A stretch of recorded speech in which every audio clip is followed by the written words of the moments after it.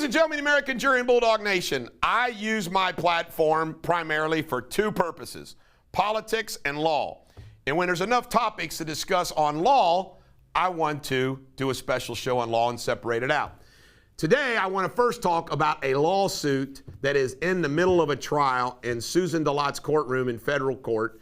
A family had contacted me many years ago, the family of Zachary Ryan Goldson, Ashley Bard being the mother, filed a lawsuit that got dismissed, went up to the Sixth Circuit, got reinstituted against Brown County, Ohio, and several officers that were involved. And I assigned this to Ben Moran, and Ben Moran's handled the case, and he and Alan Statman, our lead trial lawyer in the Durrani litigation, you talk about a guy who's gotten a lot of experience trying cases. He was already experienced, but we're turning Alan into a super machine. Alan and Ben are trying this case right now in federal court. Fox 19, I think Channel 9 ran a story, or going to do a story. CNN apparently has picked it up. But these facts are worth sharing with you. On October 4th, 2013, Zach Goldson was a pretrial detainee in Brown County Jail.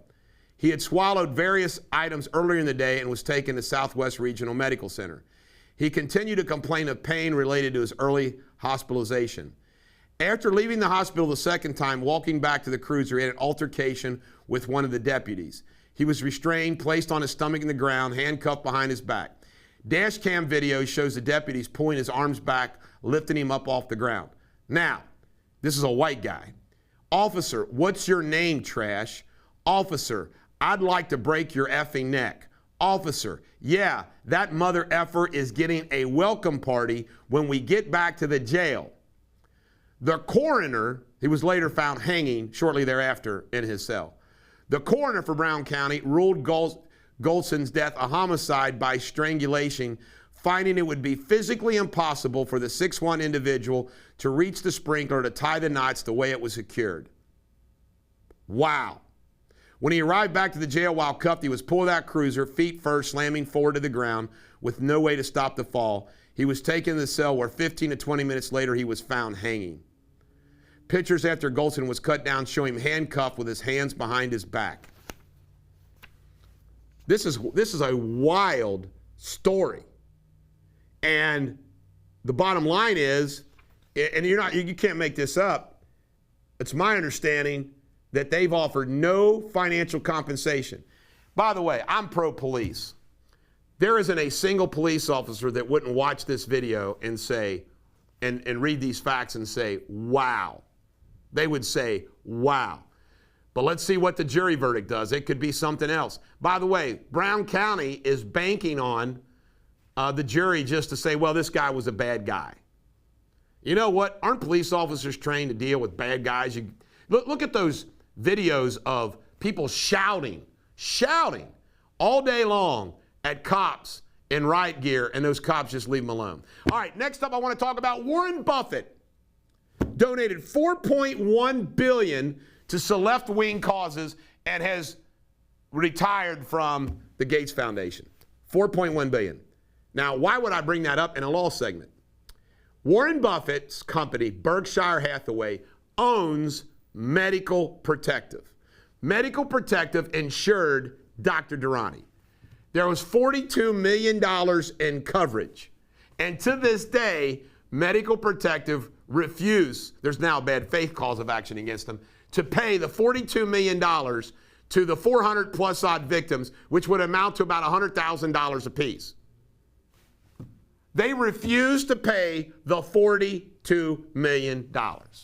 I'm actually glad they didn't pay the $42 million because now they've acted in bad faith and that claim can be pursued. But how effed up is that? Warren Buffett donates $4.1 billion, but he can't get on the phone and tell Medical Protective, pay these poor people off for what the Butcher of Pakistan did to them. And in the documentary, we're going to show how I sent Chuck Holbrook out to Omaha to try to catch Warren Buffett. He actually talked to Warren Buffett's wife and at the headquarters. I mean, we've done all we can to try to get Warren Buffett to say, pay these people. But no, he can pay $4.1 billion to charity, but he can't greenlight paying $42 million to victims of Durrani. Do you see how these liberal billionaires roll? Makes you sick. Let's hear it for the cheerleaders.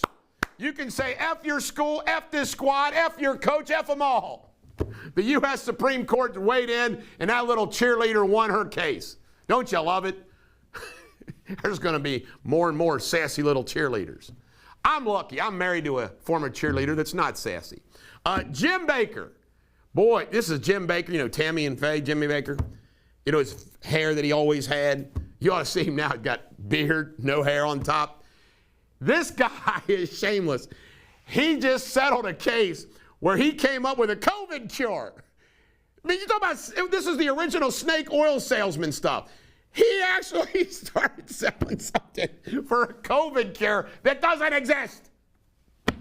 And last but not least, poor old Britney Spears had her hearing about getting rid of the conservatorship. Her father is apparently forcing her not to have babies, get married. You know, I don't know what's going on with her psychologically. There must be something pretty serious. But everybody feels sorry for Britney Spears. She's the one that's made all money. But I just want to say right here and right now to everybody, I'll be your conservator. Let me manage Britney Spears and all that money. Come on, Judge. This is the Bulldog. Every dog has their day. Have a great day.